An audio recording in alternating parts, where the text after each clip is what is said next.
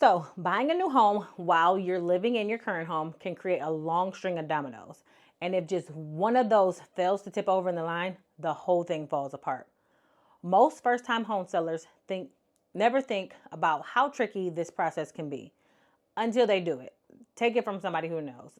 I did it myself.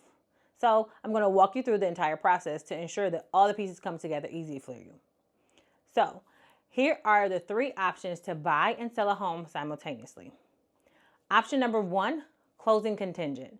Most homes are sold on a contingency. In this case, you will put in an offer on a new home, but you will only be obligated to buy it if someone buys your home, your current home. In essence, if your buyer falls through, then you reserve the right to back out of the new home's contract as well. The obvious drawback to selling a home contingent is that it transfers all the risk to the home seller. And most home sellers don't want to assume that risk on behalf of their buyer.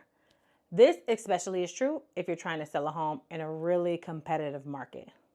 Now, option number two, own both homes temporarily. That was the route I took. This is a viable option if you can afford to carry two mortgages. In this case, you would get a mortgage on the new home and wait to move out of your current home until you're ready. This process is helpful when your new home needs major renovations, which mine did, but you don't want to move in until the renovations are complete. And I was pregnant, so I didn't want to move in at that time. It's also helpful when you're turning your old home into an investment property and you're planning to rent it out after you move into your new home. But there are several drawbacks. First, you need to be approved for a second mortgage, which is entirely up to the bank's discretion. Second, you have to pay both mortgages simultaneously. Third, you can't apply the funds of the sale from the first home towards the purchase of the second home, which means you would need to come up with the down payment out of pocket. So here's option number three, rent a home. Most home sellers are unaware that they can stay in their current home after it sells by renting it back from their sellers. Yes, it's called a rent back deal. In this case, you would get all of the proceeds from the sale without having to move, which gives you both the time and the money to purchase a new home. Of course, the big drawback is that it transfers the risk to the buyer, and most buyers are hesitant to take the risk of renting their new home and prolonging their move-in date. So, again, buying a home when you have a home to sell can be tricky business.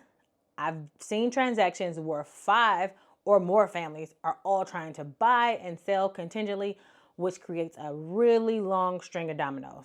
Orchestrating a transaction like that is an art form, and you need a great real estate agent who can guide you through that process.